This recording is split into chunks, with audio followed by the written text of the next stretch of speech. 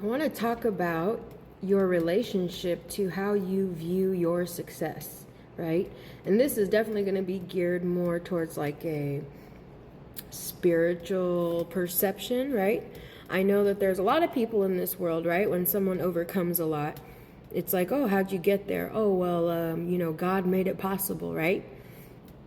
Nowadays, just because of how much garbage has been put in between us and the true source of all life, people nowadays tend to have somewhat of an apprehensive view of God or Jesus, whatever you want to call your, higher faith.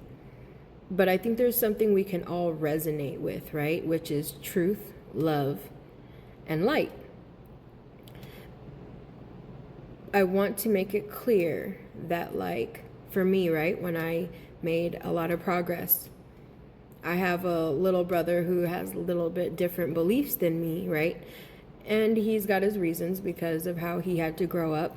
Different moms, same dads. But anyways, when he hears my story, he becomes a little frustrated, like, why are you giving all that credit to somebody else? You did all the hard work. Why aren't you giving it to yourself, right?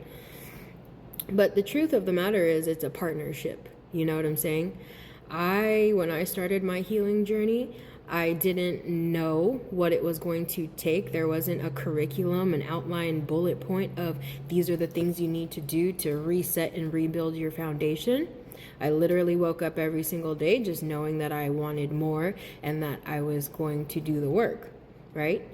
And even people who have, successful lives or never really stepped out of line much their whole life, law-abiding citizens, whatever, even if you ask them, okay, well, what was it that gave you the keys to success, And when you really explore it, I think a lot of it has to do with your childhood, right? If you grew up in a safe space or not, were you given the adequate tools to succeed? And those tools, I would mean your self-esteem, your worth, your what is the word?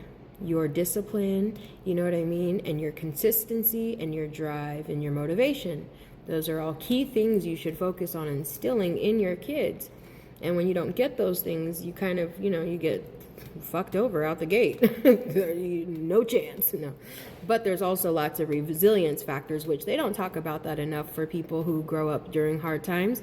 Yes, I went through a lot of crazy shit, but there was actually a lot of resilience factors, right? Which is, you have trauma, but then resilience factors are the things that kind of work against the trauma. So maybe you had a messed up stepmom, but you had a really great auntie that always, let you come stay or whatever. So, there's resilience factors as well.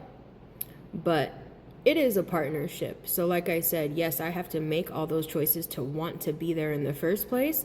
But what I was following was what I like to call God, you know what I'm saying? I was following the voice of God through everything I heard, through all the books I read, the things that resonated as truth, mental note, boom, put it in my mental pocket, you feel me? The things that didn't resonate with me, I left that, you know what I'm saying? And sometimes for people, I feel like where I feel like I'm alone sometimes in my belief is like, if somebody becomes into the Bible, right? It's like everyone always puts themselves in boxes. If they become into the Bible, then it's all or nothing. Even the parts they don't agree with or don't even understand, they'll just put on the whole Bible suit and dedicate their whole life to living, by something that they don't 100% understand or agree with, right? But I think it's more like a Captain Planet type of thing, right? With all our powers combined, I am Captain Planet. So like I said, I took a studies of religions class in college anyways, where you study all the main religions and then the similarities in all of them, you thread that together, and then this could be an example of truth, right? So I'm what you would call a sapiosexual. I think that's the right word. I think. It's not a monkey, is it? Sapiosexual? Well, as long as I'm not calling myself a homosexual, I guess. This is probably going to get banned. But anyways, I won't play music in the background. Hopefully it'll go through. Sapio? I don't know. But I like intelligence. I'm into intellect. I should have just said that. And so I love to learn. I love to study. My motto is always learning, never knowing, and forever growing, you know? And so just on your journey, be open and don't feel that you have to eat something that doesn't sit right with you. And it's okay to take the pieces that you do like and keep going. You know, your life is very detailed and particular to you. For how different one person's fingerprint could be from the next, how much more so would your path be different than the next, right?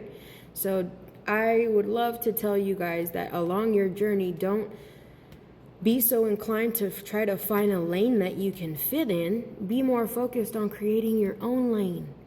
You know what I'm saying? Because then that's what makes you uniquely you, because it's just how you like it and it's tailored differently just for you. And then other people come along and they're like, ooh, I like that. And some of them might become followers. Others might take pieces that you offered, take it back to what they're doing and add it to their collection, right? So I invite you to be brave. I invite you to be curious, you know, and confident. As long as your heart is in the right place and your intent is proper, God's always got your back. The universe, right, meets you halfway.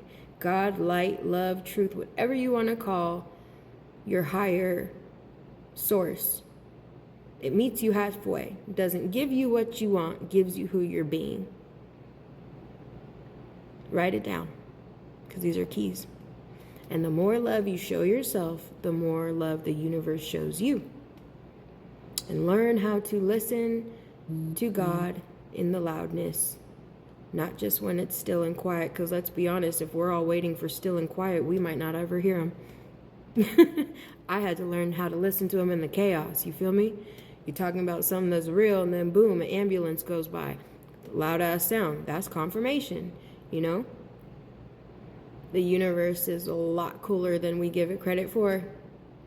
But if you pay attention and you go extra slow, you can get all the keys. Have a great one. Bye.